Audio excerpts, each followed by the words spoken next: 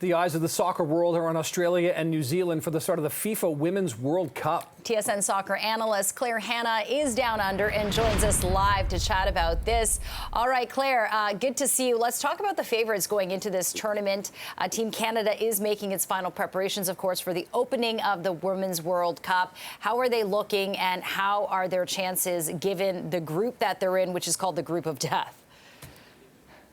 Yeah, everybody's calling it the Group of Death just because they've got such strong opponents in that group: Nigeria, Ireland, and of course the hosts, Australia. But Nick and Jen, we've been following the team here during their training camp on the Gold Coast in Australia, and that was a really interesting 2 weeks because that's when they actually brought a larger roster. Then head coach Bev Priestman trimmed it down to 23, and after she did that, you could really sense their focus upped a notch. And then when they got to Melbourne here, they had their third training session. Their first game's now 2 days away. You've just seen the intensity grow a little bit more. They're more focused. There's a bit more seriousness to their training. But there's also a lot of excitement. They've just been training for so long. At this point, they just want to get things started, and they're really excited to get things going on Friday. Yeah, we can't wait for that. And of course, kickoff game for Canada Thursday night, at least over here, 10:30 p.m. Eastern Time, Friday, where you are, Claire, indeed. Of course, though, injuries, that's always a factor in sport. A number of key players on several teams are injured heading into this tournament, of course. Could that kind of be an X factor, maybe for other teams that could capitalize? Well, it's always an X factor because you want to bring the strongest roster. And for Canada, the injuries started way back when midfielder Desiree Scott, she's a veteran for this team. She was on the team that got the bronze medal in 2012, the bronze in 2016, and the gold in 2020. Well, she had knee surgery back in December. She didn't quite make it back in time to make this Canada roster. And then Janine Becky, she's one of the leading international scorers for Canada. She had an ACL injury in March and then couldn't play. So that's another big one. And then even today, we've been keeping a close eye on Jessie Fleming. She's a midfielder. She was a really crucial part of this Canadian team during the Tokyo Olympics, scored 4 penalty goals.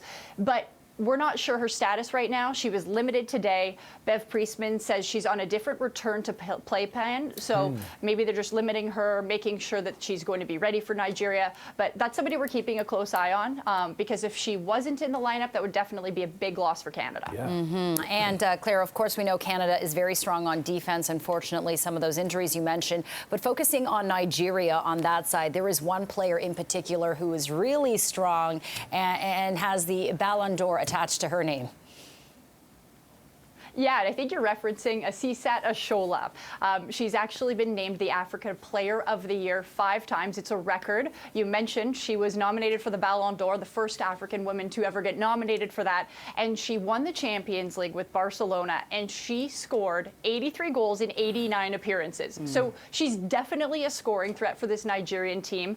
She was also not present when Canada had 2 friendlies against Nigeria about a year ago.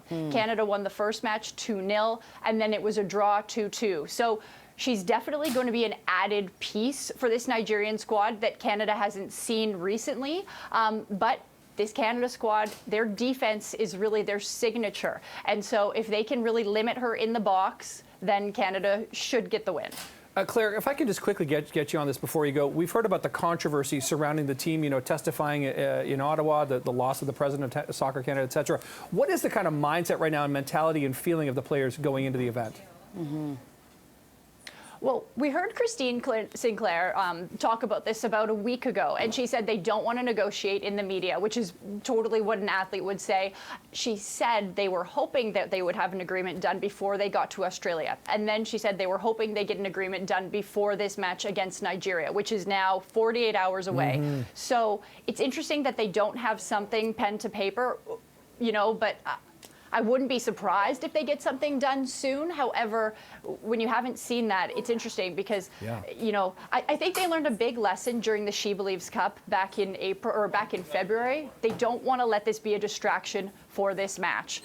It was a distraction in February. It really affected their World Cup preparation. So right now they're dialed in, and I think they're really just focused on Nigeria. Okay, that sounds good. Claire Hanna, live for us from down under in Australia. Thanks so much for your analysis and the recap.